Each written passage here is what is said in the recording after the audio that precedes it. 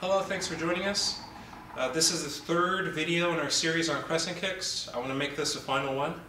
I don't want to talk the kicks to death too much. If you know how to do the first two, then you know how to do the last two.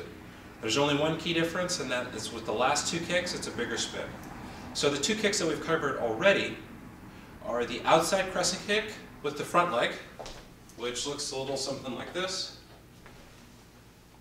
Okay? And the inside crescent kick with the rear leg. Okay, which is like that. So now we're going to cover the outside crescent kick with the rear leg, as well as the inside crescent kick with the front leg. Okay? So the first thing to note here is the spin. Once again, it's a larger spin. When first, practice those kicks on their own. When you're working with your Meteor Hammer, for your outside crescent kick with your rear leg, it's going to be from a reverse spin. You're going to kick to the front and you're going to spin completely around. So I'll turn sideways. Facing this way.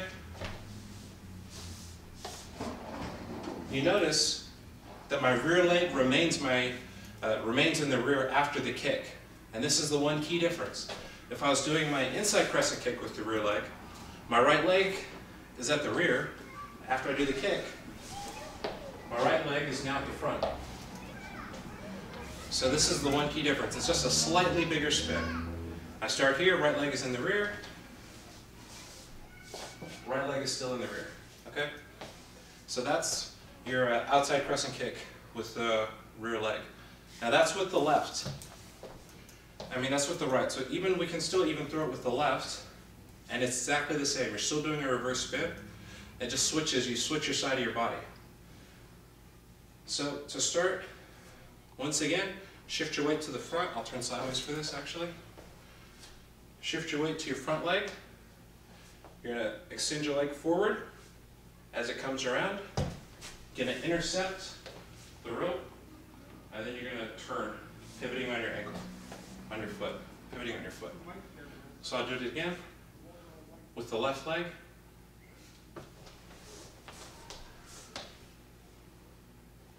And it turns you around and it reverses your spin. So that's the outside crescent kick with the rear leg.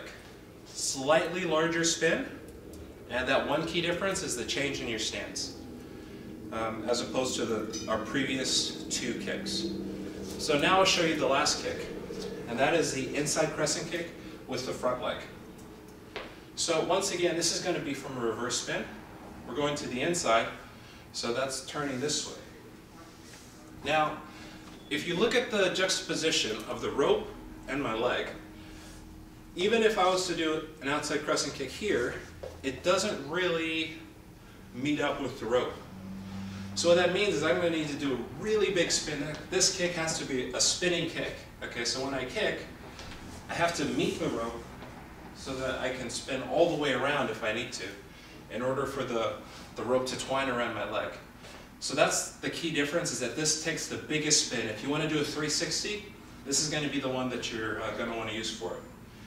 Really though, when you're practicing it, you could do a 360 with any of these kicks. Okay, any one of them. So I'll show you one more time. Start off with your reverse spin. We're kicking with our front leg. So what I like to do, I'll turn this way so you can see me, is from my stance, I like to pull my leg out just a little bit, just to open up my hips. Then I'll turn and I'll kick and I'll spin all the way around. Okay? In demonstration, looks something like this. And here we are back at the beginning. I'll do it one more time here, and then I'll switch the angle.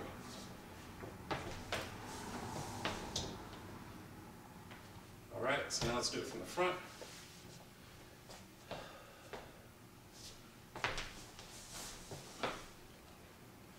And you notice it's a nice smooth turn all the way around.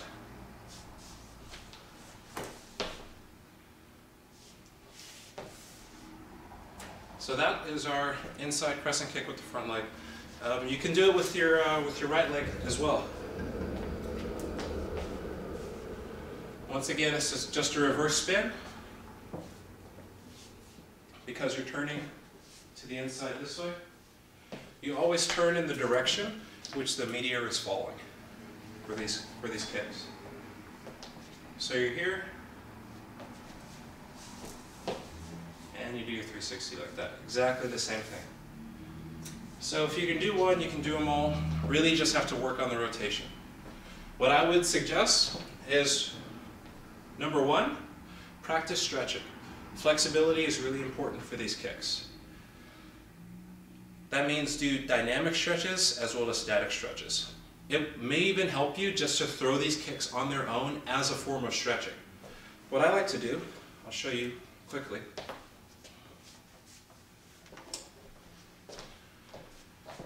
I like to put my arms straight out to my sides, and I stagger my feet. One is forward, one is backward. Well, I take a full step forward so that my feet are staggered. Then I'll just alternate kicking with the rear leg for, let's say, outside crescent kick. Then I just walk in a straight line, kicking out, back and forth. There shouldn't be too much movement in your arm here. If it is, and there's a lot of tension up top here, and you just need to relax. You don't need these muscles to help stabilize you when you kick, okay? Well, after you gain more skill. But that's one thing that you can do, is just practice doing those kicks like that, just one right after the other. I train it like this, walking in a line, kicking as high as I can. Of course, right now I'm not kicking as high as I can, but I practice these kicks, walking in a line back and forth. It'll help stretch the muscles in and around your pelvis, and help open up your kick a lot more if you practice those kicks. Also, having to do a lot of work with like butterfly stretches or side splits will go a long way. A lot of hamstring stretching as well, and stretching your glutes will go a long way to helping you gain more flexibility with this kick. So that's the first pointer that I would do. Second pointer is practicing the motion of the rotation. So if you're here, practice just switching your stance. Even if you're not throwing your kick, just bring your knee up, but don't extend your leg. So you can practice just doing that rotation so that it's nice and smooth. Okay, I'll show you from the side as well.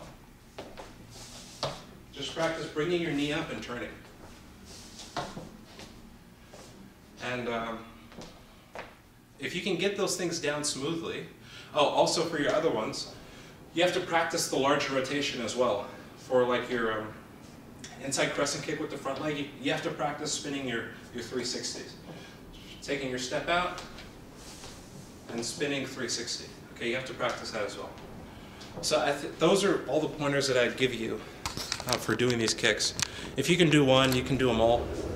They're not too hard, just take a little bit of practice, but I'm sure you'll have it down in no time. If you have any other questions or you want some more pointers on this, just leave it in the comments below, and then I'll do my best to answer you. Aside from that, remember, slow is smooth, smooth is fast. Just take it step by step, stick with what's comfortable, and then just keep challenging yourself to take that next advancement forward in your skill. So for now, thanks for watching, and we'll see you next time.